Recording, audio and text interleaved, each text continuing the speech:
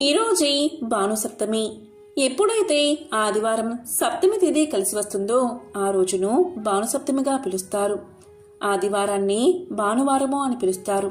మరి ఇంతటి విశేషమైన రోజు సూర్య భగవానుడికి సంబంధించిన ఈ కథను విన్నవారికి అనారోగ్య సమస్యలు తొలగి సంపూర్ణ ఆరోగ్యం చేకూరుతుంది. పూర్వం కశ్యపుడు అనే ఒక ప్రజాపతి ఉండేవాడు.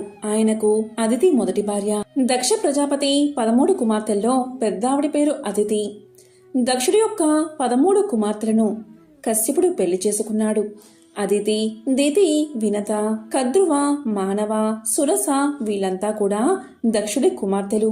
అందులో మొదటి ఆవిడ అదితి. ఆవిడకు పుట్టిన కుమారులు కాబట్టి ఇంద్రాదులందరినీ ఆదిత్యులు అంటారు. ఒకసారి ఈ భూమండలంలో రాక్షసులు విపరీతంగా పెరిగిపోయారు. దితి పుత్రులు దైత్యులు అంటే రాక్షసులు. వీళ్ళు దేవతలను సర్వనాశనం చేయడం మొదలుపెట్టారు. ఋషులను నాశనం చేయడం మొదలుపెట్టారు. యజ్ఞాలను పాడు చేసేవారు. ఇక అధర్మం పెరిగిపోయింది. వీళ్లను ఎలా నాశనం చెయ్యాలో తెలియక దేవతలంతా తల్లిదండ్రులైన అదితి కశ్యపుల వద్దకు వచ్చి ఇలా మొరపెట్టుకున్నారు. ఓ అదితి కశ్యప ప్రజాపతులారా, మీరు మా తల్లిదండ్రులు. మీ పుత్రులైనటువంటి రాక్షసులు మమ్మల్ని నాశనం చేస్తున్నారు. ద్వితీయ పుత్రులు సమస్త లోకాలను విధ్వంసం చేసి బ్రతకనివ్వకుండా చేస్తున్నారు. ఈ రాక్షసుల నుండి మమ్మల్ని రక్షించండి అని ఇంద్రాది దేవతలు కశ్యపుణ్ణి అదితిని వేడుకున్నారు. అప్పుడు అదితి కశ్యపుడితో కలిసి సూర్య భగవానుణ్ణి ప్రార్థించింది. సూర్యుడు అఖండ తేజోవంతుడు. వాళ్ల ప్రార్థనకి సంతోషించాడు. వెంటనే ప్రత్యక్షమయ్యాడు. ఇక సూర్యుణ్ణి ఎంతో భక్తి శ్రద్ధలతో వారిద్దరూ పూజించారు. దానికి ఆ సూర్య భగవానుడు ఇలా అన్నాడు, మీకు ఏం వరం కావాలో కోరుకోండి అని.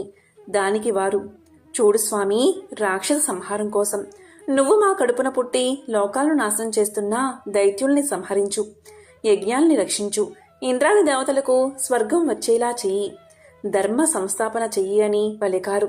దానికి సూర్యుడు, తదాస్తు, నేను మీ కడుపులో ప్రవేశించి మళ్లీ అవతరిస్తాను, కొడుకునే పుడతాను అన్నాడు. ఇచ్చిన మాట నిలబెట్టుకుని అదితి గర్భంలో కశ్యప ప్రజాపతి ద్వారా ప్రవేశించాడు. సూర్య భగవానుడు అదితి సూర్యుణ్ణి తన గర్భంలో ధరించింది. ఇక సూర్యుడి తేజస్సు అదితి కడుపులో ప్రవేశించింది. 1000 సంవత్సరాల పాటు అదితి గర్భాన్ని ధరించింది. అంటే సూర్యుణ్ణి అదితి గర్భంలో 1000 ఏళ్లు మోసింది. ఈ 1000 సంవత్సరాల పాటు అదితి మంచినీళ్లు తాగలేదు, అన్నం తినలేదు, ఉపవాసంతో ఉంది. దాంతో కశ్యపుడికి కోపం వచ్చి, కడుపులో ఉన్న పిల్లవాడిని చంపేస్తావా, చనిపోయిన పిండం పుడుతుందేమో అని మందలించాడు. అప్పుడు ఆవిడ బెంగ పెట్టుకోకు, కడుపులో ఉన్నవాడు సామాన్యుడు కాదు, మహాత్ముడు పుడతాడు, ఉపవాసం ఉన్న కొద్దీ ఇంకా బలంగా పుడతాడు అంది. అలా అనగానే కడుపులో నుంచి పిల్లవాడు బయటకు వచ్చాడు. ఈ విధంగా అతిథికి కశ్యపుడికి ఇచ్చిన మాట నిలబెట్టుకుని సూర్యభగవానుడు కొడుకుగా పుట్టాడు. సూర్యుడు వెంటనే 7 గుర్రాలు గల రథమెక్కి ఆకాశ మార్గాన్ని వెళ్లిపోయి తిరిగి తన సూర్యబింబంలో లీనమైపోయాడు. 7 గుర్రాలు గల రథం మీద ఆ స్వామివారు సప్తమి నాడు తిరిగి తన సూర్యమండలానికి వెళ్లిపోయాడు. సూర్య భగవానుడు పుట్టి పుట్టగానే తల్లిని తండ్రిని అనుగ్రహించి దీవించి వారి కోరిక మీద మిట్ట మధ్యాహ్నం సమయం కల్లా 7 గుర్రాల రథమెక్కి సూర్యమండలం చేరుకున్నాడు. అలా సూర్యుడు పుట్టగానే ఆయన చేతిలో తామర పువ్వుతో పుట్టాడు. 4 చేతులతో పుట్టాడు. శంఖం, చక్రం, అభయహస్తం తామర పువ్వుతో జన్మించాడు. ఇక అదితి కశ్యపులు ఇలా అన్నారు, నాయనా, నీవు మా కుమారుడై పుట్టి మమ్మల్ని తరింపచేశావు. దేవతలను, మానవుల్ని, ఋషులను, సమస్త లోకాలను విధ్వంసం చేస్తున్న రాక్షసుల్ని సంహరించి దుష్ట శిక్షణ చేసి ధర్మ సంస్థాపన చెయ్యి అని ప్రార్థించారు. అప్పుడు ఆయన అనురుడు అనేవాడిని రథసారథిగా చేసుకుని 7 గుర్రాల గల రథం మీద బయలుదేరి చేతిలో కోదండం ధరించి ఆ కోదండానికి బ్రహ్మాస్త్రం, ఆదిత్యాస్త్రం, ఆగ్నేయాస్త్రం లాంటి అస్త్రాలు సంధించి రాక్షసుల్ని విధ్వంసం చేశాడు. ఈ విధంగా ఆయన విజృంభించి రాక్షసుల్ని చంపి శరణు అన్నవారిని రక్షించి పాతాళ లోకానికి పంపించాడు. ఆ రోజు దుష్ట శిక్షణ చేశాడు. ఇలా దుష్ట శిక్షణ జరిగాక బృహస్పతి వచ్చి భక్తి శ్రద్ధలతో సూర్యుణ్ణి ప్రార్థించి, ప్రభు, 7 గుర్రాల రథం మీద సూర్యమండలం చేరావు, దుష్ట శిక్షణ చేసి అని పలికి దేవతలంతా ఎంతగానో సంతోషించారు. ఎవరైతే ఈ కథను వింటారో వారు 1000 యజ్ఞాలు చేసినా ఫలితాన్ని పొందుతారు. ఈ కథను విన్న తర్వాత గురువులకు యథాశక్తిగా దక్షిణ తాంబూలాలు ఇచ్చినటువంటి వారు 1,000,000 గోవులను బంగారంతో సహా కలిపి కురుక్షేత్రంలో దానం చేసినంత ఫలితాన్ని పొందుతారు. అది శంకరుడి కైలాసం, పార్వతీ పరమేశ్వరులకు నివాసం. పార్వతీదేవికి ఒక అలవాటు ఉంది. రోజు ఏదో ఒక కొత్త కథ పరమేశ్వరుణ్ణి చెప్పమని కోరేది. పరమేశ్వరుడు కూడా ఆనందంతో ఆమెకు అపూర్వమైన కథ వినిపించేవాడు.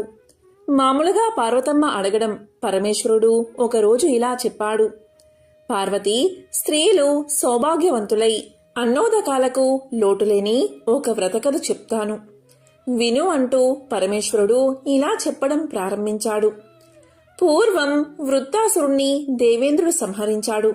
అందువల్ల దేవేంద్రుడికి బ్రహ్మహత్యాదోషం తగిలింది. అప్పుడా దేవేంద్రుడు అంటే ఇంద్రుడు నారాయణుడి దగ్గరకు పోయి మొరపెట్టుకున్నాడు. ఇక నారాయణుడు కనికరించాడు. అప్పుడు నారాయణుడు ఈ బ్రహ్మహత్యా పాపాన్ని 4 భాగాలుగా చేసి మొదటి భాగం భూమికి ఇచ్చాడు, 2వ భాగం చెట్లుకి ఇచ్చాడు, 3వ భాగం అన్ని జంగాలకు ఇచ్చి 4వ భాగం నాతులు అంటే స్త్రీలందరికీ ఇచ్చాడు. సుమా, అందువల్లే స్త్రీలు 4 రోజులు బయటుంటారు. ఆ 4 రోజులు వారి భర్తలు కూడా ఆ స్త్రీలను ముట్టుకోరు. ఆ పాపం పోవాలి అన్నా అన్నం ముట్టని ఆదివారం కథ వినాలి. ఆ కథ చెప్తాను, విను అని పరమేశ్వరుడు పార్వతీదేవికి ఇలా చెప్పడం ప్రారంభించాడు. పూర్వం వేదాలు శాస్త్రాలు చదివిన ఒక సోమయాజి ఉన్నాడు. అతనికి 7 కొడుకులు పుట్టారు. ఆ 7 మంచి గుణం కలవారు. పుత్రికలు 2. ఆ బ్రాహ్మణుడు సకల శాస్త్రాలు చదివిన దైవం నందు నమ్మకం లేక పూర్వాచారాలను లెక్క చేయకుండా ఉండేవాడు. ఇలా ఉండగా వాని కుమార్తెకు యుక్త వయసు వచ్చింది. ఆమె బహిష్టు అయినప్పుడు సైతం ఇంటికి దూరంగా ఉండక మైల ఇంటనే గడుపుతూ ఉండేది. ఆ పాప ఫలమున ఆమె శరీరం వింతగా తయారైంది. నిషిద్ధమైన రోజుల్లో కూడా భర్తతో ఉండడం వల్ల మహాపాపం ఆమెకు చుట్టుకుంది. తిండి తినక అధికమైన శరీరంతో బాధపడసాగింది. ఈ వార్త తెలిసిన సోమయాజి, అతని భార్య ఎంతగానో బాధపడ్డారు. సోమయాజి ఆరోగ్యం సూర్య భగవానుడే ఇస్తాడని తెలిసినవాడు కనుక సూర్య భగవానుణ్ణి అనేక విధాలా ప్రార్థించాడు. సూర్యదేవా, నా కూతురు తమకేమి అపరాధం చేసింది? ఏ పాపం ఎరగని బాలికకు శరీరంలో ఈ బాధేమిటి తండ్రి అని వేడుకున్నాడు. అప్పుడు సోమయాజికి సూర్య భగవానుడు ప్రత్యక్షమై ఇలా పలికాడు.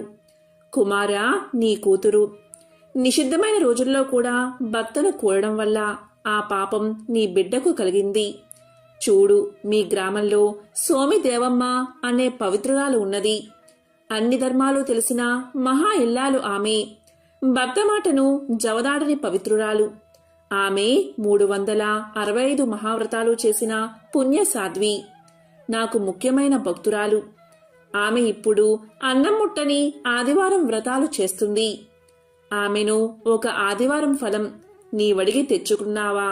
నీ బిడ్డ ఆరోగ్యం బాగుపడుతుంది అని చెప్పాడు సూర్య భగవానుడు.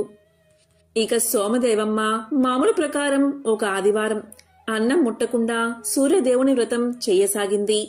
బూరెలు, గారెలు, అప్పాలు నేతితో చేసి పెట్టింది. వాయినాలు ఇచ్చింది. 12 మంది బ్రాహ్మణులను పిలిచింది. కాని ఒక్కరూ రాలేదు.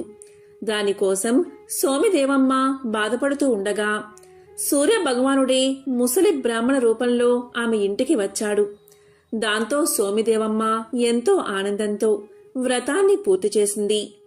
ఆ సమయానికే ఎంతో బాధతో ఉన్న సోమయాజి వచ్చి ఆ రోజు ఫలాన్ని తనకిమ్మని కోరాడు. దాంతో సోమిదేవమ్మ ఆశ్చర్యంతో ఇలా పలికింది. అయ్యా, ఎవరైనా ధనాన్ని ధాన్యాన్ని కోరతారు, కాని వ్రతఫలం ఎవ్వరూ కోరరు అని సమాధానం చెప్పింది. ఇలా ఉండగా ఆ బ్రాహ్మణ పంక్తిలో ఉన్న సూర్య భగవానుడు లేచి, అమ్మా, అతడు రోగంతో బాధపడుతున్నాడు కాబట్టి అతనికి సాయం చెయ్యమ్మా అని కోరాడు. దీంతో సోమిదేవమ్మ ఆదివార వ్రతఫలాన్ని సోమయాజులకు దారపోసింది. ఇలా వ్రతఫలాన్ని దారపోయడంతోటే అతని పుత్రికకి దివ్య కాంతులు వచ్చాయి. అందరూ ఆశ్చర్యపోయారు. అప్పుడు సోమిదేవమ్మ సోమయాజిని చూసి, అయ్యా, ఆదివారం రోజున మీరు నియమంతో ఇప్పుడు నేనెలా చేశానో అలాగే అన్ని పిండి వంటలతో 12 మంది బ్రాహ్మణులకు భోజనం పెట్టండి. అందరినీ పిలవండి. ఈ వ్రతం చేయలేని వారికి ఈ వ్రత కథ వినిపించండి అనగా సోమయాజి ఇంటికి వచ్చి ముందు కూతురుతో ఈ వ్రతాన్ని చేయించాడు. స్త్రీలందరూ ఇలా పాడుకున్నారు. సూర్య భగవానుడే చూచును మమ్ము ఆయువు ఆరోగ్య భాగ్యాలిచ్చి రక్షించు మమ్మెల్లా కాలములయందు జయము సూర్యుడికి జయ జయ జయము అని పాడుకున్నారు.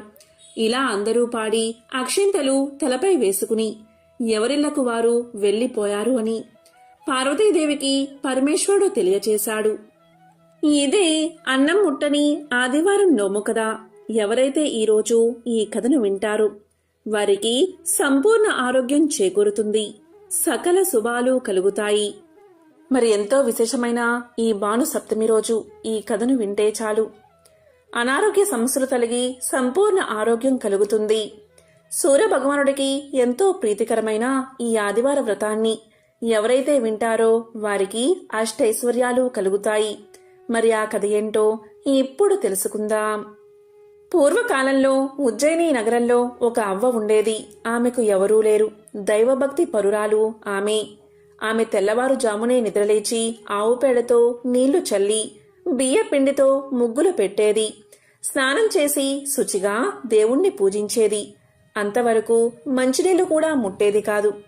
అవ్వ వద్ద ఆవు లేకపోవడం వల్ల పొరుగింటి వారి నుంచి గోమయం తెచ్చుకునేది. అవ్వ ఏ రోగాలు లేకుండా ఆరోగ్యంగాను సంతోషంగాను ఉండడం చూసి పొరిగామె ఈర్షపడేది. నా ఆవు పేడ వల్లే కదా ఆ అవ్వ ఇల్లు అలుకుతుంది, సుఖంగా ఉంది. నేను పేడ ఇవ్వకపోతే అవ్వకు సుఖ సంతోషాలు ఉండవు అనుకుని పేడ ఇవ్వలేదు. ఇల్లు అలకని కారణంగా అవ్వ ఆ రోజు తిండి తినలేదు. కాకతాళీయంగా ఆ రోజు ఆదివారం నీరసంగా దినమంతా పస్తుండి నిద్రపోలేకపోయింది. రాత్రంతా ఒకటే ఆలోచన, రేపు పేడ దొరక్కపోతే ఉపవాసం ఉండాలి అనుకుంది. కరుణామయుడైన ఆ సూర్య భగవానుడు ఈ చిన్నపాటి కోరిక తీర్చడా అనుకుంది. కోడి కూతతో పక్క మీద నుంచి దిగి వీధి గుమ్మం వద్దకు వచ్చింది. ఆమె ఆనందానికి హద్దులు లేవు. గుమ్మం దగ్గర ధవల వర్ణంతో మెరిసిపోతున్న ఆవు కనిపించింది. ఆ ఆవు అవ్వను చూడగానే పేడ వేసింది. అప్పుడే భాస్కరుడి కిరణాలు నేలమీద పడుతున్నాయి. గోవుకు దండం పెట్టి గోమయంతో ఇల్లంతా అలికి సంతోషంగా నిత్య కర్మలు పూర్తి చేసింది అవ్వ. ఆవు అక్కడ్నుంచి కదల్లేదు. తను వండుకున్నదే ఆవుకు ముందు పెట్టి తరువాత తాను తింది అవ్వ. ఇక రాత్రైనా ఆవు కదల్లేదు. దేవుడే తనకిచ్చాడని అనుకుని ఇంట్లో కట్టుకుంది. అవ్వ రోజు ఆవుకు మేత పెడుతుంది. పొరుగుంటామే ఇలా అనుకుంది, ఈ ఆవు అవ్వకు ఎవరిచ్చారు, బహుశా దొంగలించిందేమో అనే కక్షతో గ్రామాధికారికి ఫిర్యాదు చేసింది. అప్పుడు గ్రామాధికారి మనుషులు వచ్చి అవ్వతో ఇలా పలికారు, నువ్వు దొంగవు అని నేరం మోపి ఆవును తోలుకెళ్లిపోయారు. ఆ రాత్రి అవ్వ దేవుణ్ణి తలుచుకుంటూనే గడిపింది.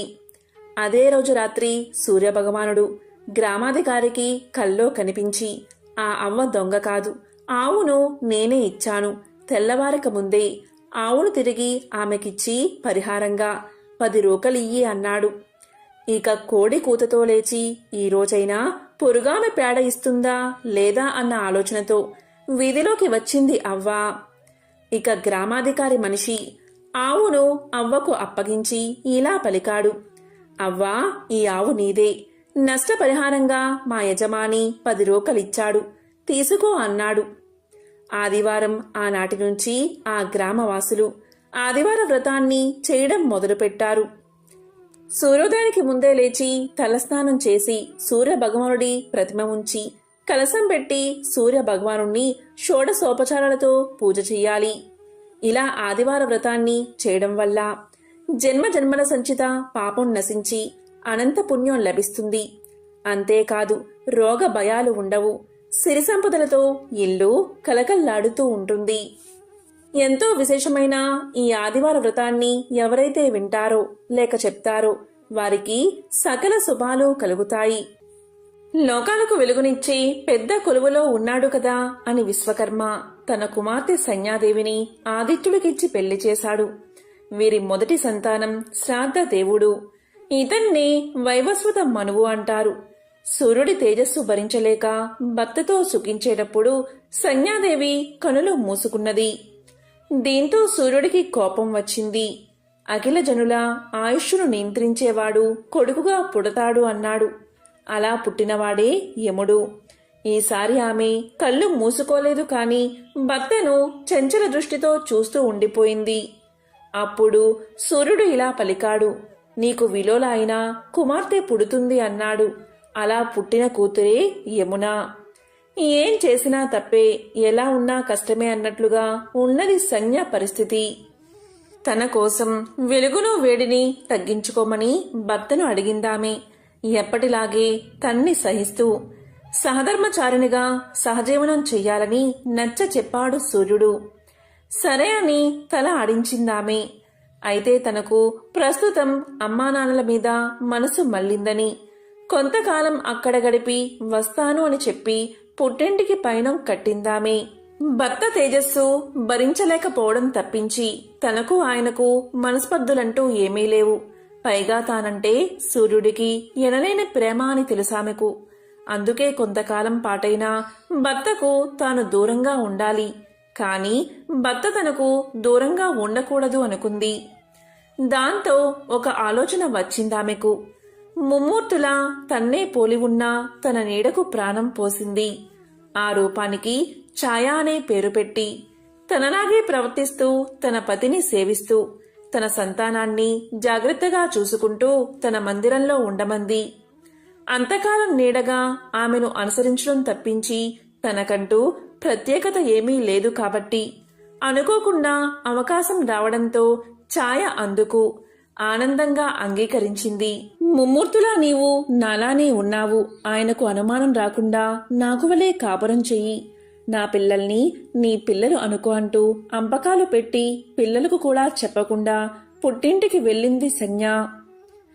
ఎన్నాళ్ళైనా అత్తారింటి ఊసెత్తని సంజ్ఞను చూసి సందేహం వచ్చింది విశ్వకర్మకు. కూతురుకు శుద్ధులు చెప్పి అత్తారింటికి పంపించాడు. భర్త వద్దకని బయలుదేరిన సంజ్ఞ కురుదేశాలకు వెళ్లి బడవ నామంతో అశ్వరూపాన్ని ధరించి పచ్చిక బీళ్లల్లో విహరించసాగింది. ఈ విధంగా కొంతకాలం గడిచింది. తర్వాత నారద మహర్షి ప్రబోధ ప్రోద్బలాలతో ఛాయ తనకి కూడా సొంత బిడ్డలు కావాలి అనుకుంది. ఫలితంగా ఆమెకి శనైశ్వరుడు, సావర్ణి మనువు, తపతి పుట్టారు. మాతృమూర్తి అయ్యాక ఛాయలో అసూయ తలెత్తింది. దాంతో సొంత బిడ్డలకి ఎనలేని మమతానురాగాలు పంచుతూ సంజ్ఞ సంతానంపై సవతి తల్లి ప్రేమను చూపసాగింది. వైవస్వతుడు, యముడు, యమునులకు తాము తమ తల్లికే సవతి బిడ్డలు అయ్యామనే విషయం తెలియదు. కాబట్టి అమ్మలో ఇంత ఆకస్మిక మార్పు ఎందుకు వచ్చిందో ఆమెనే అడిగి తెలుసుకుందామని యముడు తన అన్నను, చెల్లిని వెంటబెట్టుకుని అమ్మ వద్దకు వెళ్లాడు. మునుపటిలా తమను ప్రేమగా చూడ్డం లేదేమని అడిగాడు యముడు. దీంతో ఛాయ కోపంతో ఈసడించుకుని యముణ్ణి తీవ్రంగా మందలించింది. దీంతో యముడు తల్లితో తీవ్ర వాగ్వాదానికి దిగడంతో ఆగ్రహించిన ఛాయ, అంటే యముడు తల్లిని తన్నడానికి వెళ్ళగాని నీ కాలు తెగిపడును కాక అని శపించింది ఛాయ. యముని కాలు దానితో తెగి నేల మీద పడింది. ఈ గొడవతో విషయం సూర్యుని వరకు వెళ్ళింది. చిన్న విషయానికి పెద్ద శాపానికి గురైనందుకు అమితంగా బాధపడిన యముడు వెక్కుతూ తండ్రితో విషయమంతా విన్నవించాడు. కన్నతల్లి ఏమిటి, కన్నబిడ్డలను శపించడం ఏమిటి అనే అనుమానంతో సూర్యుడు ఛాయను గట్టిగా నిలదీయడంతో తాను సంజ్ఞను కాదని ఆమె ప్రతిరూపమైన ఛాయేనని సంజ్ఞాదేవి ఆజ్ఞలాంటి అభ్యర్థన వల్లే తాను ఆమె స్థానంలో ఇక్కడ ఉండిపోయానని విషయాన్ని వివరించింది ఛాయ. విషయం విన్న సూర్యుడికి అంతా అర్థమైంది. తెగిపడిన కాలును క్రిములు తినేస్తాయని, తర్వాత యముడికి కాలు యథాతథంగా వస్తుందని, యముడి కాలు తినేసిన క్రిములే లోకంలో వ్యాధులుగా వర్ధిల్లుతాయని, మానవులు రోగాల కారణంగా మరణిస్తూ ఉంటారు కనుక వారు యముణ్ణి నిందించరని వరాన్ని ప్రసాదించాడు సూర్యుడు. ఈ గొడవలో శని తల్లిపక్షం వహించి తండ్రితో తగువ పెట్టుకున్నాడు. దీంతో శనిని ఇంటి నుంచి వెళ్ళగొట్టాడు సూర్యుడు. ఛాయ చెప్పిన సంగతంతా విన్న సూర్యుడికి కోపం రాలేదు సరికదా. తన కాంతిని భరించలేకనే కదా సంజ్ఞ తనను వీడి వెళ్ళిపోయింది. వెళ్తూ వెళ్తూ కూడా తనకు ఏ లోటు లేకుండా ఉండేందుకు తన ఛాయకు ప్రాణం పోసి వెళ్ళింది అనుకున్నాడు సూర్యుడు. సంజ్ఞపైన అమితమైన ప్రేమానురాగాలు జన్మించాయి. ఆమెను వెతుక్కుంటూ వెళ్ళాడు సూర్యుడు. అరణ్యంలో అందమైన ఆడగుర్రం కనిపించేసరికి కుతూహలంగా చూశాడు. ఆ హయమే తన భార్య అని గుర్తించాడు. తాను కూడా మగ గుర్రం రూపాన్ని ధరించాడు. భర్తను గుర్తించిన సంజ్ఞ ఆనందంగా ఆయన్ని చేరుకుంది. వారి అన్యోన్య దాంపత్య ఫలితంగా ఇద్దరు కవలలు మరొక కుమారుడు కలిగారు. ఆ కవలలే అశ్విని దేవతలుగా దేవ వైద్యులుగా దేవలోకానికి చేరుకున్నారు. వారి సోదరుడు రేవంతుడు అశ్వహృదయం తెలిసినవాడిగా భూలోకంలోనే ఉండిపోయాడు. తాను ఇంత చేసినా భర్తకు తనపై కోపం రాకపోవడంతో సంజ్ఞకు పతిదేవుడిపై ప్రేమ పుట్టింది. సూర్య భగవానుడితో కలిసి తన నివాసానికి వెళ్ళింది. ఈసారి ఆమె అడగకుండానే సూర్యుడు తన మామగారైన విశ్వకర్మ వద్దకు వెళ్లి తన తేజస్సును తగ్గించమని కోరాడు. విశ్వకర్మ తరుణమనే పరికరంతో అల్లుడి తేజస్సుకు చిత్రిక పట్టాడు. సూర్యగోళం నుంచి అలా రాలిన పొడితో సుదర్శన చక్రాన్ని, త్రిశూలాన్ని, శక్తి అనే ఆయుధాన్ని తయారు చేశాడు విశ్వకర్మ. సుదర్శనాన్ని విష్ణువుకు, త్రిశూలాన్ని శివుడికి, శక్తిని పార్వతికి ఇచ్చాడు. పార్వతి ఆ ఆయుధాన్ని తన గారాబు తనయుడైన కుమారస్వామికి ఇచ్చింది. తన కోసం ఎన్నో కష్టాలను భరించిన ఛాయను ఆప్యాయంగా ఆలింగనం చేసుకుంది సంజ్ఞ. దాంతో ఛాయ సంజ్ఞలో లీనమైపోయింది. భర్త ఉగ్రత తగ్గడం దానికి తోడు ఆయన తనకి తానుగా తన శరీరానికి శీతలత్వాన్ని అలదుకోవడంతో సంజ్ఞకు మరెన్నడూ ఇబ్బంది కలగలేదు. హాయిగా భర్తతో కాపురం చేసుకుంటూ తన బిడ్డలతో పాటు ఛాయా సంతానాన్ని కూడా ప్రేమగా చూసుకుంటూ అక్కడే ఉండిపోయింది. సూర్యభగవానుడు సంజ్ఞలు అశ్వరూపంలో ఉండగా వారికి జన్మించిన వారే అశ్విని దేవతలు. ఈ పుత్రులు గుర్రం రూపంలోనే పెరిగి పెద్దవారయ్యారు. అశ్వము అంటే గుర్రం కాబట్టి వీరిని అశ్విని పుత్రులు అని పిలుస్తారు. ఆయుర్వేద శాస్త్రంలో మంచి ప్రావీణ్యం పొంది తల్లిదండ్రుల ఆశీర్వాదంతో ఆయుర్వేద శాస్త్రంలో మరింత గుర్తింపు పొందడానికి వారు లోకాలను తిరగసాగారు. వీరు మంచి మనసున్న దేవతలు. ఎవరికి ఏ కష్టం వచ్చినా సరే సంధ్యాకాలంలో వీరిని వేడుకుంటే ఖచ్చితంగా వారి కోరికలు నెరవేరతాయని ఒక నమ్మకం. ముఖ్యంగా సూర్యాస్తమయానికి 24 నిమిషాల ముందు అశ్విని దేవతలను మనసులో తలుచుకుని కోరికలు కోరుకుంటే కోరికలు తీరతాయని పురాణాలు చెబుతున్నాయి. సూర్యుడు సాక్షాత్తు విష్ణుమూర్తి అవతారం. అందుకే ప్రత్యక్ష నారాయణుడని సూర్యనారాయణుని పిలుస్తాం. వేదాలలో పురాణాలలో ద్వాదశ ఆదిత్యుల గురించి చెప్పబడి ఉంది. ద్వాదశ అంటే 12, ఆదిత్యుడు అంటే అదితి పుత్రుడు, ఆయనే సూర్యుడు. శ్రీ మహావిష్ణువు 12 విధాలుగా సూర్యుడి రూపంలో దర్శనమిస్తాడు. ఈ 12 రూపాలను ద్వాదశ ఆదిత్యులు అంటాం. సంవత్సరానికి గల 12 నెలల్లో నెలకొక్క రూపంగా ద్వాదశ ఆదిత్యులు దర్శనమిస్తారు. భాగవత పురాణంలోనూ లింగ పురాణంలోనూ బ్రహ్మాండ పురాణంలోనూ ద్వాదశ ఆదిత్యుల ప్రస్తావన ఉంది. ఆ పేర్లు ఏంటి అంటే వరుణ, మిత్ర, ఆర్యమాన, భాగ, అంశుమాన, దాత, ఇంద్ర, సవిత, త్వష్ట, విష్ణు, పూషణ, వివస్వత. సూర్యుడు సత్యానికి ప్రతీక, ధర్మస్వరూపుడు, కాలస్వరూపుడు. అజ్ఞానమనే చీకట్లను తొలగించి జ్ఞానకాంతులు వెదజల్లే అద్వితీయమైన శక్తి సమన్వితుడు. సకల జాడ్యాలను హరించే తేజోమయ మూర్తి. జపాకుసుమ సంకాసం కాశ్యపేయం మహాద్యుతిం తమోరీం సర్వ పాపగ్నం ప్రణతోస్మి దివాకరం. సప్తాస్వరథమారూఢాం ప్రచండం కశ్యపాత్మజం శ్వేతపద్మధరం దేవం తం సూర్యం ప్రణమామ్యహం. సూర్యుడు గ్రహాలకు అధిపతి. అటువంటి సూర్యుడు ఎవరిని పూజిస్తాడో, ఎవరిని ఆరాధిస్తాడో ఇప్పుడు తెలుసుకుందాం. సృష్టి ప్రారంభంలో బ్రహ్మ నోటి నుంచి ఓం అనే పదం ఉచ్చరించబడింది. అది సూర్యుడి ప్రారంభ సూక్ష్మ రూపం. ఆ తరువాత భువ, స్వ అనే పదాలు పుట్టాయి. ఎప్పుడైతే ఈ 3 పదాలు ఓం అనే దేహ రూపంలో కలిసిపోయాయో అప్పుడు సూర్యుడు స్థూల రూపాన్ని పొందాడు. విశ్వం ప్రారంభంలో జన్మించినందున సూర్యుడికి ఆదిత్య అనే పేరు పెట్టారు. అటువంటి సూర్యుడు దేవదేవుడైన శివుణ్ణి ఆరాధించేవాడు. మహాదేవుడు సూర్య భగవానుడికి ప్రియమైన ఆరాధకుడిగా ఉన్నారు. శివుడంటే సూర్యుడికి ఎనలేని భక్తి. నిత్యం శివనామ స్మరణలోనే గడుపుతాడట సూర్యుడు. సూర్య భగవానుడికి సంబంధించిన ఒక విశేషమైన కథను ఇప్పుడు తెలుసుకుందాం. కురుక్షేత్ర సంగ్రామం ముగిసిన తర్వాత భీష్ముడు ఉత్తరాయణం కోసం ఎదురుచూస్తూ అంపశయ్య మీదే నిరీక్షించసాగాడు. ఈ సమయంలో ధర్మరాజు భీష్ముని చెంతకు చేరి తన ధర్మ సందేహాలను నివృత్తి చేసుకున్నాడు. ఈ సందర్భంలో భీష్ముడు గొడుగు చెప్పులు ఏర్పడిన సంగతి ఇలా చెప్పుకొచ్చాడు. పూర్వం భృగువంశంలో జమదగ్ని అనే తపస్సంపన్నుడు ఉండేవాడు. ఈయన భార్య పేరు రేణుకాదేవి. జమదగ్ని ఒకసారి తన భార్యతో కలిసి ఆరుబయట విలువిద్యను అభ్యసిస్తున్నాడు. ఆయనకు ఎప్పటికప్పుడు బాణాలను అందిస్తానంటూ రేణుకాదేవి ఆయనకు సాయంగా నిల్చుంది.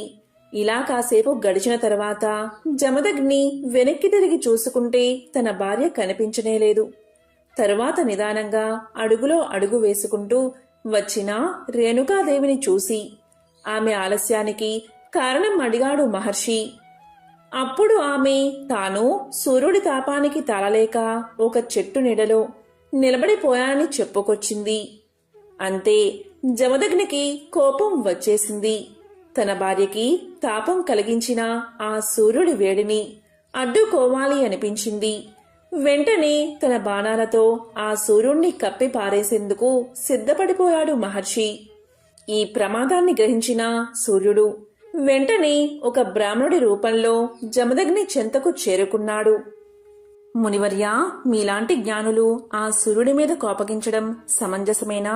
ఆ సూర్యుని తాపం వల్లే కదా నీరు ఆవిరై తిరిగి వర్షంగా కురుస్తుంది. ఆయన శక్తి కారణంగానే కదా చెట్టు చేమ బతుకుతున్నాయి. అసలు ఆయన లేకుండా జీవం మనుగడ సాగించడం అసాధ్యం కదా అంటూ జమదగ్నిని శాంతింపచేసే ప్రయత్నం చేశాడు బ్రాహ్మణ రూపంలో ఉన్న సూర్యుడు. కాని ఎంతగా నచ్చచెప్పినా జమదగ్ని శాంతించకపోవడంతో చివరికి సూర్యుడు తన నిజరూపంతో దర్శనం ఇచ్చాడు. ఇలా పలికాడు, ఓ బ్రహ్మర్షి, నా వల్ల ఏదైనా అపరాధం జరిగి ఉంటే క్షమించు. అంతేకాని నీ కోపంతో నా వెలుగుని అడ్డుకుని ఈ లోకాన్ని అంధకారంలో ముంచెత్తకు అని వేడుకున్నాడు. సాక్షాత్తు ఆ సూర్య భగవానుడే క్షమించమని కోరడంతో జమదగ్ని మనసు కరిగిపోయింది. సూర్యుడు కూడా తన వల్ల కలుగుతున్న తాపానికి ఉపశమనంగా గొడుగు చెప్పులను సృష్టించి జమదగ్ని దంపతులకు కానుకగా ఇచ్చాడు. అలా గొడుగు చెప్పులను ధరించడం, వాటిని దానం ఇవ్వడం మొదలైందని మన పెద్దల నమ్మకం. ఆదివారం ఏమీ చేయకపోయినా సరే ఆదిత్య హృదయాన్ని పఠించండి. ఆదిత్య హృదయం పరమ పవిత్రం. ఒక స్తోత్రరాజం వంటి మహామంత్రం. పాపాలను శాపాలను పోగొట్టి కష్టాలను తీర్చి ఆయుష్ను పెంచి అక్షర సాధనమే ఆదిత్య హృదయం. ఈ అమోఘమైన స్తోత్రరాజాన్ని శ్రీరామచంద్రుడికి అగస్త్య మహర్షి మంత్రాల వంటి మాటల్లో వివరించాడు. ఆరోగ్య భాగ్యమును సకల సంపదలను ప్రసాదించేవాడిగా ప్రత్యక్ష దైవంగా సూర్య భగవానుడి పేరు ప్రఖ్యాతి కాంచాడు. ఆదిత్య హృదయం మహాపవిత్రమైనది. దీనిని భక్తి శ్రద్ధలతో ఎల్లవెల్లలా పారాయణం చేస్తే ఇహలోకాన అన్ని రకాల సంపదలు, పరమున పుణ్యలోకాన్ని పొందుతారు. నిత్యం పారాయణం చేయలేకపోతే ఆదివారం పఠించినా చాలు. ఇలా చేస్తే న్యాయ వివాదాల్లో చిక్కుకుని కోర్టుల చుట్టూ తిరుగుతూ సతమతమయ్యేవారు దీన్ని పారాయణ చేస్తే దాని నుండి విముక్తి పొందుతారు. దరిద్రంతో బాధపడుతున్న వారు అనునిత్యం పారాయణం చేస్తే సకల అష్టైశ్వర్య సంపదలను పొందుతారు. అనారోగ్య రుగ్మలతో బాధపడుతున్నవారు ఆదిత్య హృదయాన్ని పఠిస్తే రోగాలు మాయమవుతాయి. నిరుద్యోగులు పారాయణ చేస్తే మంచి ఉద్యోగం లభిస్తుంది. విద్యార్థులు పారాయణం చేస్తే పరీక్షల్లో మంచి మార్కులతో ఉత్తీర్ణులవుతారు. ఆదిత్య హృదయం రామ రావణ సంగ్రామంలో వెలువడింది. రామరావణ యుద్ధం జరుగుతుంది. గొప్ప తపశక్తితో పరమశివుడి అనుగ్రహం పొందిన రావణుడు ధైర్యంగా శ్రీరాముణ్ణి ఎదుర్కొంటున్నాడు. రావణుణ్ణి ఎలా సంహరించడమా అని శ్రీరాముడు తీవ్రంగా ఆలోచిస్తున్నాడు. అమోఘమైన తపశ్శక్తి కలిగిన రావణాసురుణ్ణి వధించడానికి శ్రీరామునికి సఖ్యం కాలేదు. రావణుడు చావు లేకుండానట్లు అనేక వరాలు పొందడం వల్ల శ్రీరామునికి రావణాసుర వధ వీలు కాలేదు. శ్రీరాముడు ఎన్ని అస్త్రశస్త్రాలు ప్రయోగించినా రావణుడు చావలేదు. దీనితో శ్రీరాముడు ఎంతో బాధపడ్డాడు. ఈ యుద్ధాన్ని అంతరిక్షం నుంచి దేవతలు, గంధర్వులు, మహర్షులు మొదలైన వారంతా తిలకిస్తున్నారు. వారిలో అగస్త్య మహర్షి కూడా ఉన్నాడు. రావణుడి యుద్ధ తీవ్రత చూసి దిగులుతో ఉన్న శ్రీరాముడి సమీపానికి అగస్త్యుడు వచ్చి అతడి దైవత్వాన్ని గుర్తుచేసి ఆదిత్య హృదయ మంత్రాన్ని బోధించాడు.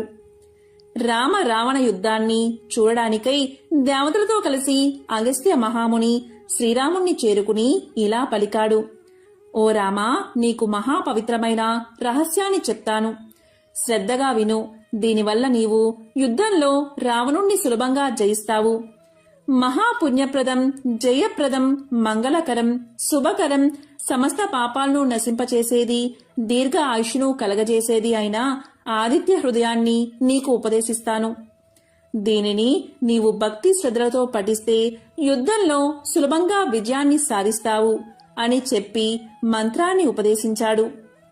బ్రహ్మ మొదలైన సమస్త దేవతలు అనగా బ్రహ్మ, విష్ణువు, శివుడు, కుమారస్వామి, 9 ప్రజాపతులు, దేవేంద్రుడు, కుబేరుడు, మృత్యువు, యముడు, చంద్రుడు, సముద్రుడు అను వీరందరూ ఇతనే. పితృదేవతలు, అష్టవసువులు, సాధ్యులు, అశ్విని దేవతలు, మరుత్తులు, మనువు, వాయువు, అగ్ని మొదలగు వారిలో సూర్యుడే అంతర్యామి అయి ఉన్నాడు. బంగారు రూపం గల అందం, గర్భమందు కలవాడు, బంగారంతో సమానమైన అంతఃకరణ కలవాడును, చల్లని వాడవును, శత్రు సంతానములను పోగొట్టువాడును, లోకమునకు వెలుతురు కలగజేయవాడువును, అదితి యొక్క కుమారుడవును, మంచును పోగొట్టువాడవును అయినా నీకు భక్తితో నమస్కరించి స్తోత్రాన్ని చేస్తున్నాను. ఋగ్వేదం, యజుర్వేదం, సామవేదం, అథర్వణ వేదం అనే 4 వేదాల యొక్క సారం అయిన వాడవు. సమస్త వేదాలు నీవే అయిన వాడవు. సముద్ర జలముపై శయనించు వాడవు. దక్షిణాయనమున వింధ్య పర్వతమున సంచరించు వాడవు. అయినా నిన్ను భక్తి శ్రద్ధలతో సేవించుచున్నాను అని శ్రీరాముడు పలికాడు. సమస్త నక్షత్రాలకి, గ్రహాలకి అధిపతివైన వాడవును, లోకానికి ఆధారభూతుడవును, స్వర్గం, చంద్రుడు, సూర్యుడు, నక్షత్రాలతో ఉండు ఆకాశం, దిక్కులు, భూమి, సముద్రం అన్నీ నీ వీర్యముచే నిలిచి ఉన్నాయి. ఇంద్రుడు, దాత, భృగుడు, పూషుడు, మిత్రుడు, వరుణుడు, ఆర్యముడు, అర్చిస్సు, వివస్వంతుడు, త్వష్ట, సవిత, విష్ణువు అనే పేరుగల 12 ఆదిత్యులలో అంతర్యామి అయిన నీకు భక్తితో నమస్కారం చేస్తున్నాను. ఈ విధంగా శ్రీరాముడు ఆదిత్య హృదయాన్ని 3 సార్లు పఠించగా ఆ పరమాత్ముడు ఆనందించిన వాడై దేవతలతో కలిసి వచ్చి ఆదిత్యుడు పులకాంకిత శరీరుడై శ్రీరాముణ్ణి చూసి ఇలా పలికాడు. ఓ రామా, రావణుడకు అంత్యకాలం సంప్రాప్తించింది. ఆలస్యం చేయకుండా త్వరపడు అని ఆశీర్వదించాడు. త్వర అనే మాట ఆదిత్యుని నోట వెలువడిన వెంటనే రావణ సంహారం జరిగి లోక కళ్యాణం జరిగింది. బయట శత్రువునే కాక అంతఃశత్రువులను కూడా అవలీలగా జయించేందుకు ఆదిత్య హృదయం అమోఘమైన అక్షర సాధనమని ఉపదేశించాడు. తాను వెలుగుతూ ప్రపంచానికి వెలుగును ప్రసాదించే భాస్కరుణ్ణి నమ్ముకుంటే ఏమీ లోటు ఉండదు అన్నాడు. సూర్యుడికి గల విశేషనామాలు ఆదిత్య హృదయంలో ప్రస్తావించబడ్డాయి. గంగానది విష్ణు పాదాల నుంచి పుట్టింది. యమున సూర్యుడికి, సంధ్యాదేవికి జన్మించింది. అటువంటి నదుల సంగమ స్థానం చాలా పవిత్రమైనది. గంగానదిని స్మరించినంత మాత్రం చేతనే సర్వ బాధలు తొలగిపోతాయి, సమస్త పాపాలు నశిస్తాయి. గంగానదీ తీరంలో ప్రయాగ అనే పవిత్ర తీర్థముంది. బ్రహ్మదేవుడు ఇక్కడ యజ్ఞం చేశాడు. ఇక్కడ అన్ని తీర్థాల్లోనూ స్నానం చెయ్యవచ్చు. ఆ పుణ్య గంగానదిలోని నీటి బిందువులని స్పృశించినంత మాత్రం చేతనే సమస్త పాపాలు తొలగి మహాపుణ్యం కలుగుతుంది. ఈ విధంగా నారద మహర్షి గంగ గురించి తెలియచేస్తూ గంగా నది స్నానం వల్ల సకల పాపాలు తొలగిపోతాయని చెప్తూ ఇంకా ఇలా తెలియచేశాడు. సూర్యవంశంలో పురూరవుడు అనే రాజు ఉండేవాడు. అతని కుమారుడు బాహు. తండ్రి మరణం తర్వాత బాహు రాజయ్యాడు. అతను ధర్మాత్ముడు. ప్రజల్ని చక్కగా పరిపాలించేవాడు. ప్రజల్ని కన్న బిడ్డల్లా చూసుకునేవాడు. బ్రాహ్మణ, క్షత్రియ, వైశ్య, శూద్ర అనే 4 వర్ణాలు ఉంటాయి. వారు ఎవరి విద్యుత్ కర్మలను వారు అనుసరించాలి, లేకపోతే పూర్తిగా నాశనం అవుతారు. బాహు పరిపాలనలో వర్ణాశ్రమ ధర్మాలు సక్రమంగా కొనసాగేవి. భూమి మీద ఉన్న అన్ని ద్వీపాలలో బాహు అశ్వమేధ యాగాన్ని చేశాడు. బాహు ఎంతో తెలివైనవాడు. శత్రువులందరినీ జయించాడు. బాహు పరిపాలనలో అందరూ సుఖశాంతులతో ఉండేవారు. వర్షాలు సక్రమంగా పడి పంటలు బాగా పండేవి.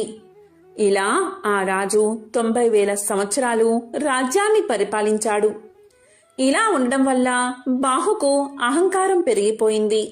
అతను ఇలా అనుకున్నాడు, నేను ఈ ప్రపంచాన్ని పాలిస్తున్నాను. నేను ఎన్నో యజ్ఞాలు చేశాను. నేను ఎంతో శక్తివంతుణ్ణి. నన్ను కాక ప్రజలందరూ ఎందుకు దేవుణ్ణి పూజిస్తున్నారు? నేను అన్ని శాస్త్రాలు చదివిన పండితుణ్ణి కదా, నాకంటే ఎవరు గొప్పవారు అనుకున్నాడు. ఇటువంటి అహంకారం నుండి మిగిలిన ఇతర దుష్ట భావాలు వచ్చాయి. యవ్వనం, ఐశ్వర్యం, అధికారం, ముందుచూపు లేకపోవడం మొదలైనవి దుఃఖానికి దారితీస్తాయి. అన్ని దుర్గుణాలు బాహుకు వచ్చేశాయి. అతనిలో అసూయ, ద్వేషాలు కూడా చేరినందువల్ల శత్రువులు ఎక్కువయ్యారు. అధర్మవర్ధనుడు అయినందువల్ల విష్ణువు, లక్ష్మీదేవి అతన్ని విడిచిపెట్టారు. బాహు 1 నెల యుద్ధం చేసి హైహయులు తాళజంగుల చేతిలో ఓడిపోయాడు. వారు రాజ్యాన్ని ఆక్రమించుకుని బాహును వెళ్లగొట్టారు. బాహు యొక్క భార్య యాదవి. అప్పటికి నిండు చూలాలు. బాహు యొక్క శత్రువులు అతన్ని వెళ్లగొట్టడంతో సంతృప్తి పడలేదు. బాహు కుమారుడు జన్మించాక తమ మీద పగ తీర్చుకుంటాడేమో అని భయపడ్డారు. అందువల్ల యాదవికి విషాన్ని ఇచ్చారు. అప్పటికి తాను చేసిన పాపాలకు బాహుకి పశ్చాత్తాపం కలిగింది. అతను భార్యతో కలిసి ఔరముని ఆశ్రమానికి బయలుదేరాడు. ఆ ఆశ్రమం చాలా దూరం ఉండడం వల్ల అతనికి ఆకలి, దప్పిక కలిగాయి.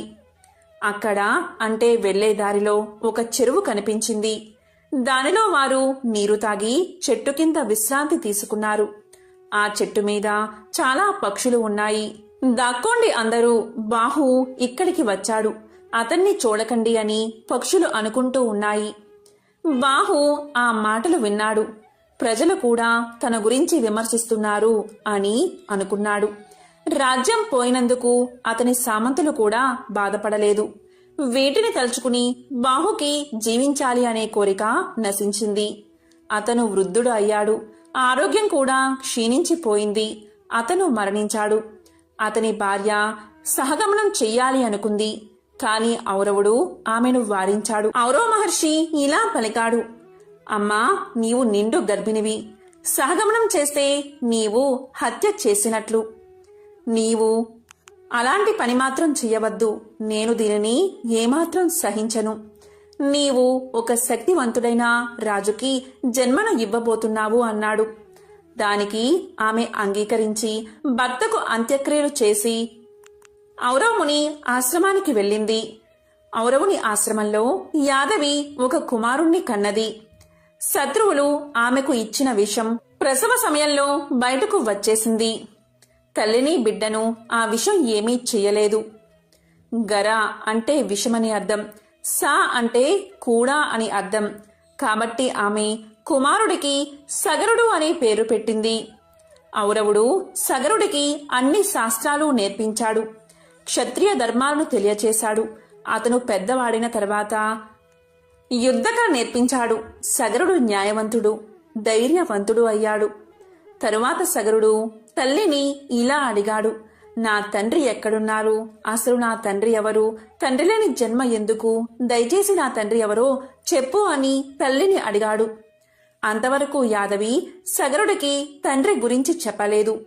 ఇప్పుడు చెప్పలేక తప్పలేదు. నీ తండ్రిని శత్రువులు తరిమేశారు నాయనా అని చెప్పింది. ఆ విషయం విని సగరుడు శత్రువుల మీద పగ తీర్చుకోవాలి అనుకున్నాడు. తల్లి ఆశీర్వాదాన్ని, ఔరవుని దీవెల్లో తీసుకుని సగరుడు బయలుదేరాడు. వశిష్ఠుడు బాహు యొక్క గురువు కాబట్టి సగరునికి కూడా గురువే. సగరుడు వశిష్ఠుని వద్దకు పోయి అతని ఆశీర్వాదాన్ని తీసుకున్నాడు. వశిష్ఠుడు సగరునికి ఇంద్రాస్త్రాన్ని, వరుణాస్త్రాన్ని, బ్రహ్మాస్త్రాన్ని, ఆగ్నేయాస్త్రాన్ని మొదలైన దివ్య అస్త్రాలు ఇచ్చాడు. శక్తివంతమైన ధనస్సు కూడా ఇచ్చాడు. వీటి వల్ల సగరుడు అజయుడు అయ్యాడు. సగరుడు శత్రువులపై యుద్ధం చేశాడు. కొంతమంది శత్రువులు చనిపోయారు. బతికున్నవారు వశిష్ఠుడి వద్దకు రక్షణ కోసం వెళ్లారు. అప్పుడు సగరుడు వశిష్ఠుడితో ఇలా చెప్పాడు, ఋషివర్య, ఈ పాపాత్మలను చంపడం అవసరం. వారికి మీరు రక్షణ ఇవ్వకండి, శత్రువుని బతకనివ్వకూడదు అన్నాడు. దానికి వశిష్ఠుడు ఇలా పలికాడు, వద్దు, వారిని బతకనివ్వు. తెలివి తక్కువగా చంపడం మంచిది కాదు. తరువాత వారి పాపాలకు వారే శిక్షను అనుభవిస్తారు. రక్షణ కోసం వచ్చిన వారిని చంపి నువ్వు పాపాన్ని ఎందుకు మూట కట్టుకుంటావు అన్నాడు వశిష్ఠుడు. అప్పుడు సగరుడు వారిని చంపకుండా విడిచిపెట్టాడు. కాని వారిని మరో విధంగా శిక్షించాడు. అతని శత్రువుల్లో కొంతమందికి శిరోజాలు కత్తిరించాడు. కొంతమంది యవ్వనులకు శిరోజాలను పొడవుగా పెంచాలి అని శాసించాడు. కొంతమంది శత్రువులకు శిరోముండనం చేయించడమే కాకుండా వారి గడ్డాలు తీయించాడు. వారిని వేదాలు చదవకూడదు అని నిషేధించాడు. ఇలా జరిగిన తర్వాత వశిష్ఠుడు సగరునికి పట్టాభిషేకం చేశాడు. సగరుడికి 2 భార్యలు. ఒకరు కేసని, ఆమె విదర్భరాజు కుమార్తె. 2వ భార్య సుమతి. సగరుడు రాజైన విషయం విని ఔరవుడు అతన్ని ఆశీర్వదించడానికి వచ్చాడు. అప్పుడు ఔరవుడు సగరుడితో ఇలా పలికాడు, నేను నీకు 2 వరాలు ఇవ్వాలి అనుకుంటున్నాను. నీ భార్యలో ఒకరికి ఒకే ఒక కుమారుడు జన్మిస్తాడు. మరొకరికి 60,000 మంది కుమారులు కలుగుతారు. ఏ భార్యకు ఏది కావాలో కోరుకో అన్నాడు. దానికి రాజు కేసునికి ఒక కుమారుడు, అలాగే సుమతికి 60,000 మంది కుమారులు కావాలి అని ప్రార్థించాడు. ఆ విధంగానే కేసునికి ఒక కుమారుడు పుట్టాడు. అతను చాలా దుర్మార్గుడు అయ్యాడు. అతనికి అసమంజసుడు అనే పేరు పెట్టారు. సుమతికి 60,000 మంది పుత్రులు కలిగారు. వారందరూ కూడా అసమంజసుడిలాగే దుర్మార్గులు అయ్యారు. మొదట్లో సగరుడు కుమారుల గురించి పట్టించుకోలేదు. అసమంజసుడికి ఒక కొడుకు పుట్టాడు. అతని పేరు అంశుమంతుడు. అంశుమంతుడు తండ్రిలా దుర్మార్గుడు కాదు, ధర్మ బుద్ధి కలవాడు. సగరపుత్రులు 60,000 మంది చాలా దుర్మార్గంగా ప్రవర్తించసాగారు. యాగాలను ధ్వంసం చేసేవారు, సాధువుల్ని హింసించేవారు, దేవతలకు ఇచ్చే నైవేద్యాలను తీసుకునేవారు, అప్సరసలను ఎత్తుకుని పోయేవారు, పారిజాత పుష్పాలను దొంగలించేవారు. ఇదంతా చూసిన ఇంద్రాది దేవతలు వారిని ఎలాగైనా నాశనం చెయ్యాలి అనుకున్నారు. వారందరూ కలిసి కపిలుడు అనే ముని ఆశ్రమానికి చేరుకున్నారు. కపిలుడు విష్ణు భక్తుడు. విష్ణువంతా శక్తివంతమైన వాడు. పాతాళ లోకంలో అతని ఆశ్రమం ఉంది. వారందరూ కపిలముని వద్దకు వచ్చారు. వారు ఇలా పలికారు, ఓ మహర్షి, సగరపుత్రుల నుండి లోకాన్ని కాపాడండి అని వేడుకున్నారు. దానికి ఆ మహర్షి ఇలా సమాధానం చెప్పాడు, భయపడకండి దేవతలారా, ఇతరులను బాధించేవాళ్లు ఎంతటి పాపాత్ములైనా శిక్షను అనుభవిస్తారు. మీరు నిశ్చింతగా స్వర్గానికి వెళ్ళండి అన్నాడు. ఇంతలో సగరుడు అశ్వమేధ యాగాన్ని ప్రారంభించాడు. వశిష్ఠుడు మొదలైన ఋషులు పురోహితులుగా నిర్వహించారు. అశ్వాన్ని వదిలిపెట్టారు. ఇంద్రుడు ఆ అశ్వాన్ని దొంగలించి పాతాళ లోకంలో ఉన్న కపిలుడి ఆశ్రమంలో వదిలిపెట్టాడు. సగరపుత్రులు అశ్వం కోసం అన్ని చోట్ల వెతికారు, కాని ఎక్కడా ఆ అశ్వం కనబడలేదు. చివరకు అది పాతాళ లోకంలో ఉన్నట్లుగా తెలిసి అక్కడికి చేరుకున్నారు. అక్కడ కపిలముని ఆశ్రమం వద్ద అశ్వాన్ని చూశారు. కపిలుడు తపస్సు చేసుకుంటూ ఉన్నాడు. వారు రావడం కపిలుడు గమనించలేదు. కపిలుడే అశ్వాన్ని దొంగలించాడు అని అందరూ అనుకున్నారు. కపిలుణ్ణి మందలించాలి అనుకున్నారు. ఆ దొంగని బంధించండి, అతన్ని చంపండి, చూడండి ఎలా ధ్యానం చేసుకుంటూ కూర్చున్నాడో. దుర్మార్గుల అందరూ ఇలాగే నటిస్తారు అని పలికారు సగర కుమారులు. కపిలుణ్ణి బంధించారు, కాని కపిలుడు ధ్యాన ముద్రలోనే ఉన్నాడు. తరువాత వారు కపిలుణ్ణి తన్ని ఈడ్చుకుపోసాగారు. అప్పుడు కపిలుడు ధ్యానాన్ని వీడి వారి వైపు తీక్షణంగా చూశాడు. అంతే, అందరూ అక్కడికక్కడే క్షణకాలంలోనే భస్మం అయిపోయారు. ఆ కపిలుడి కోపానికి చుట్టుపక్కల ఉండే పాములన్నీ ఆ వేడికి తట్టుకోలేక సముద్రంలోకి పారిపోయాయి. ఈ విషయాన్ని నారద మహర్షి సగరుడికి జారవేశాడు. కాని సగరుడు కొంచెం కూడా బాధపడలేదు. దుర్మార్గులైన తన కొడుకులు చనిపోయారని సంతోషించాడు. కాని అశ్వమేధ యాగం పూర్తి కావాలి అంటే గుర్రాన్ని తీసుకురావాలి. పైగా పుత్రులు లేనివారు యజ్ఞాన్ని చేయకూడదు. సగరుడు అంశుమంతుణ్ణి దత్తత తీసుకున్నాడు. గుర్రాన్ని తెమ్మని పంపించాడు. అప్పుడు అంశుమంతుడు కపిలుడి ఆశ్రమానికి వెళ్లాడు. కపిలుణ్ణి దర్శించి ఆయనతో ఇలా పలికాడు: మహర్షి, మా తండ్రి పినతండ్రులు చేసిన దుశ్చర్యలకు క్షమించండి. మునులు సహజంగానే క్షమాగుణం కలవారు కదా. గంధపు చెక్క సుగంధాన్ని ఏ విధంగా విరజిమ్ముతూ ఉంటుందో, హాని చేసినా క్షమించే గుణం మీ వంటి వారికి ఉంటుంది కదా. దయచేసి వారిని క్షమించండి అని ప్రార్థించాడు. అప్పుడు కపిలుడు ఇలా పలికాడు: నీ మాటలకు ఎంతగానో సంతోషించాను. ఏదైనా వరం కోరుకో అన్నాడు. దానికి అంశుమంతుడు ఇలా పలికాడు: స్వామి, నా తండ్రి పినతండ్రులు ఏ విధంగా స్వర్గానికి వెళ్తారో సెలవివ్వండి. ఇంతకంటే నేను కోరేది ఏమీ లేదు అన్నాడు. అప్పుడు ఆ మహర్షి ఇలా పలికాడు: అంశుమంతా, నీ మనవడు స్వర్గం నుండి పవిత్రమైన గంగను భూమికి తీసుకువస్తాడు. అప్పుడు నీ తండ్రి పినతండ్రులకు స్వర్గ ప్రాప్తి కలుగుతుంది. వారి పాపాలు క్షమించబడతాయి. నువ్వు ముందుగా గుర్రాన్ని తీసుకుని వెళ్ళు అని దీవించాడు. అంశుమంతుడు జరిగిన విషయాన్ని సగరుడికి తెలియచేశాడు. అంశుమంతుడికి దిలీపుడు అనే కుమారుడు ఉన్నాడు. ఆ దిలీపుని కుమారుడే భగీరథుడు. భగీరథుడు ధర్మాత్ముడు, సత్యవంతుడు, ఎన్నో యాగాలు చేశాడు. ఒకసారి అతన్ని చూడడానికి యముడే స్వయంగా వచ్చాడు. అప్పుడు భగీరథుడు యముణ్ణి పూజించాడు. మానవ మాతృలైన నన్ను చూడడానికి మీ వంటి వారు వచ్చినందుకు నా జన్మ ధన్యమైంది. ధర్మం గురించి వివరించండి అన్నాడు. అలాగే పాపుల యొక్క గతి ఏమవుతుంది అని అడిగాడు. దానికి యముడు ఇలా సమాధానం చెప్పాడు: బ్రాహ్మణులకు దానం ఇవ్వడం వల్ల చాలా పుణ్యం వస్తుంది. లేదా వారికి ఉపాధి కల్పించినా సరే అంతే పుణ్యం వస్తుంది. తులసి మొక్కను పెంచితే అలాంటివాడు ధన్యుడు అవుతాడు. పాపాలు నశించిపోతాయి. విష్ణువుకి పాలతోనూ నేతితోనూ అభిషేకం చేస్తే స్వర్గ ప్రాప్తి కలుగుతుంది. విగ్రహాలను కొబ్బరి నీటితో కాని చెరుకు రసంతో కాని అభిషేకించాలి. శివుడి విగ్రహాలను కూడా ఇలాగే అభిషేకించాలి అని చెప్పి చివరికి యముడు భగీరథుడితో ఇలా అన్నాడు: రాజా, నీ ప్రశ్నలు అన్నిటికీ సమాధానాలు చెప్పాను.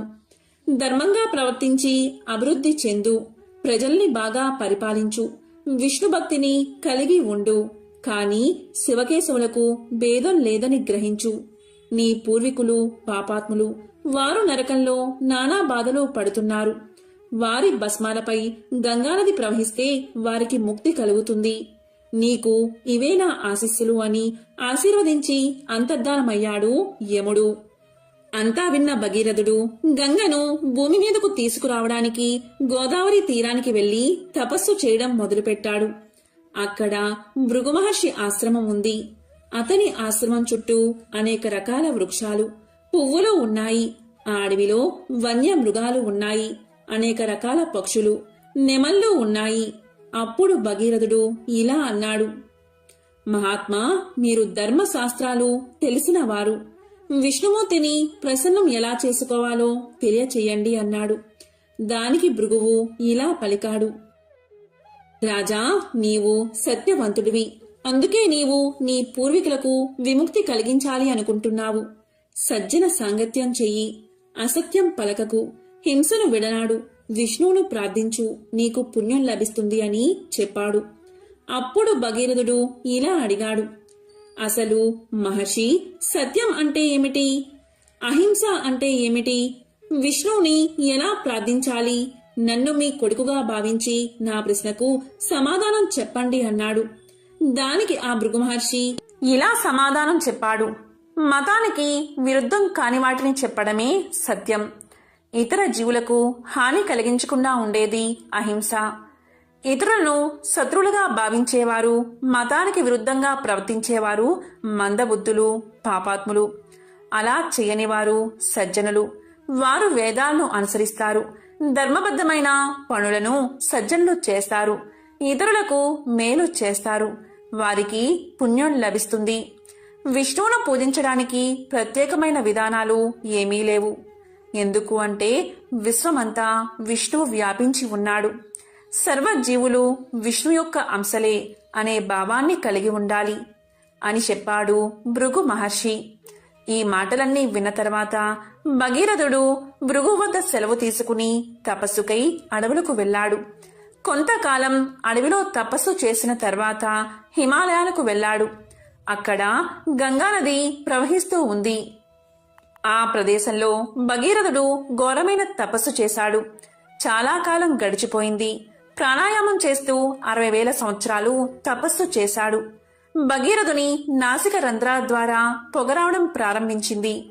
అప్పుడు దేవతలు భగీరథుడి తపస్సుకి భయకంపితులు అయ్యారు. అతను వరాన్ని పొంది తమను స్వర్గం నుంచి గెంటి వేస్తాడు అనుకుని అతని తపస్సుకు భంగం చెయ్యాలి అనుకున్నారు. వారు క్షీరోద అనే మహాసముద్ర ప్రాంతానికి వెళ్లి విష్ణువును ప్రార్థించారు. అప్పుడు విష్ణువు ప్రత్యక్షమై భగీరథునికి అటువంటి దురుద్దేశం లేదని దేవతలకు చెప్పి భగీరథుడికి సాక్షాత్కరించాడు శ్రీ మహావిష్ణువు. అప్పుడు మహావిష్ణువు ఇలా పలికాడు: భగీరథ, నువ్వు నీ పూర్వీకులకు స్వర్గప్రాప్తి కలిగించాలి అనుకుంటున్నావు. శివుడికి నాకు భేదం లేదు. శివుణ్ణి ప్రార్థిస్తే నీ కోరిక తీరుతుంది అన్నాడు. అప్పుడు భగీరథుడు విష్ణువు మాటపై శివుణ్ణి ప్రార్థించాడు. అప్పుడు శివుడు ప్రత్యక్షమయ్యాడు. భగీరథ, నీ తపస్సుకు మెచ్చాను. ఏ వరం కావాలో కోరుకో అన్నాడు. అప్పుడు భగీరథుడు, ప్రభు, నా పూర్వీకులకు సద్గతి కలిగించాలి అని కోరుకుంటున్నాను. కాబట్టి గంగను భూమి మీదకి రప్పించండి అన్నాడు. అప్పుడు శివుడు వరాన్ని ఇచ్చి అదృశ్యమయ్యాడు. వెంటనే గంగ బయలుదేరింది. అందువల్ల గంగకు భాగీరథి అనే పేరు వచ్చింది. భగీరథుడు గంగను కపిలముని ఆశ్రమానికి తీసుకువచ్చాడు. అతని పూర్వీకుల భస్మాల మీదుగా గంగను ప్రవహింపచేశాడు. దీంతో భగీరథుని పూర్వీకులకు స్వర్గ ప్రాప్తి కలిగింది. ఇదే గంగానది మహత్యాన్ని తెలిపే ఒక విశేషమైన కథ. ఎంతో విశేషమైన ఈ కథను వింటే చాలు జన్మల పాపాలు తొలగి 1,000,000 జన్మల పుణ్యం వస్తుంది. సకల శుభాలు కలుగుతాయి.